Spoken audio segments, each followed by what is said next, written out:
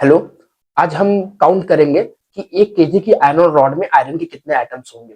अगर 1 किलो की लोहे की छड़ हमारे पास है तो उस लोहे की छड़ में लोहे के कितने एटम्स प्रेजेंट होंगे, ये हमें काउंट करके बताना है।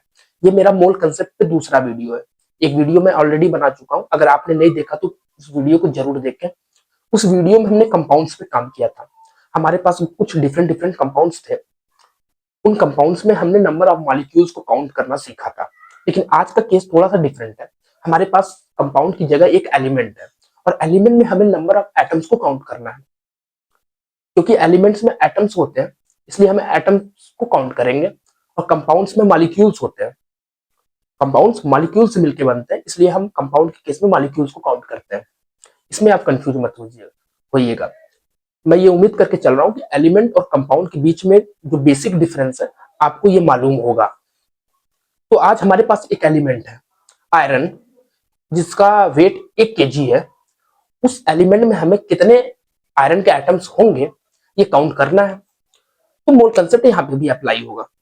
तो जैसे लास्ट लेक्चर में मैंने आपसे बोला कि कोई भी कंपाउंड हो उसके ग्राम मॉलिक्यूलर मास में उस कंपाउंड के एग्जैक्टली 6.022 इंटू 10 की पावर 23 मॉलिक्यूल्स प्रेजेंट होते हैं।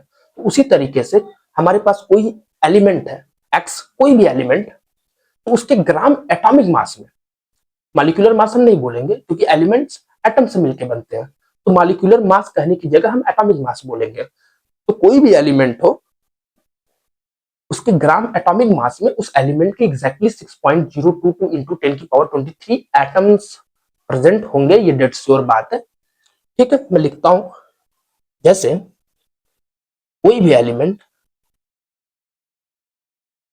एलिमेंट हमारे पास है एक्स, उसके ग्राम एटॉमिक मास में, ग्राम एटॉमिक मास में उस एलिमेंट के एग्जैक्टली 6.022 इंटू 10 की पावर 23 एटम्स एटम्स होंगे। ये बात डेट श्योर है। जैसा कि हमने कंपाउंड्स पे काम किया था सेम बात है। ओके, ठीक है। तो आज हमारे पास सवाल क्या है कि 1 केजी की आयरन रॉड है, 1 KG of iron iron iron rod.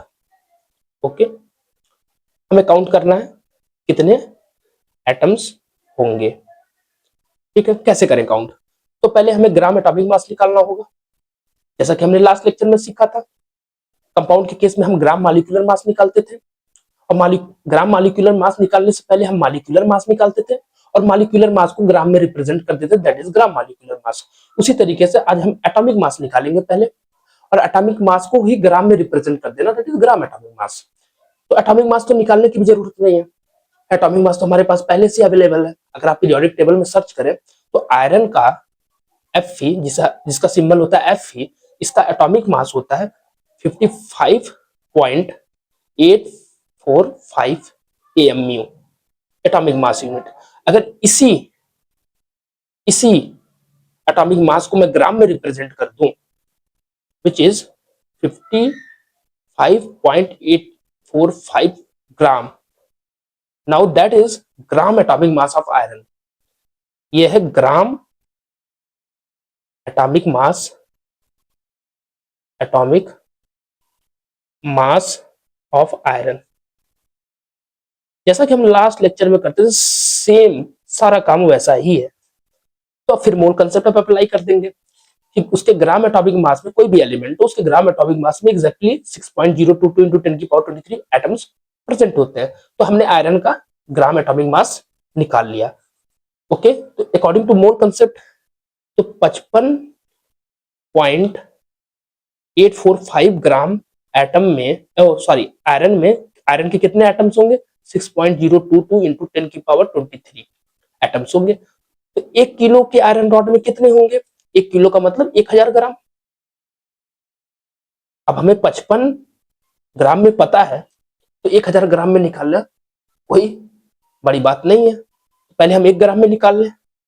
1 ग्राम में कितना होगा? 6.022 इंटू 10 की पावर 23 डिवाइड बाई 55.845। ये 1 ग्राम में आयरन के एटम्स होंगे। 1000 ग्राम में कितने होंगे? 1000 ग्राम में हमें 1000 का मल्टीप्लाई कर दे, इतने में 1000 का मल्टीप्लाई कर दे, 6.022 इंटू 10 की power 23 divide by 55.845 multiply by 1000।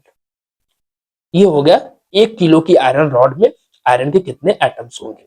Okay, इसी तरीके से कोई भी एलिमेंट हमारे पास हो, XYZ कुछ भी हो, आप पहला उसका एटॉमिक मास सर्च कर ले पीरियोडिक टेबल में, और उस एटॉमिक मास को आप ग्राम में रिप्रेजेंट कर दे, that is gram atomic mass, और अकॉर्डिंग टू मोल कंसेप्ट उस एलिमेंट के ग्राम एटॉमिक मास में एग्जैक्टली इतने एटम्स प्रेजेंट होंगे, कोई भी एलिमेंट हो। तो ये हमने एलिमेंट पे आज काम किया। नेक्स्ट लेक्चर पे हम मिक्सर पे काम करेंगे, मिक्सर। ओके, अभी हमने कंपाउंड पे काम किया, फिर एलिमेंट में। अब नेक्स्ट लेक्चर में इम्प्योर सब्सटेंसेस, जिसे हम मिक्सर भी बोलते हैं, दो अलग अलग कंपाउंड्स मिले होंगे, मिक्स होंगे, उसमें हमें नंबर ऑफ मॉलिक्यूल्स को काउंट करेंगे, वो हम नेक्स्ट लेक्चर में सीखेंगे। Thank you.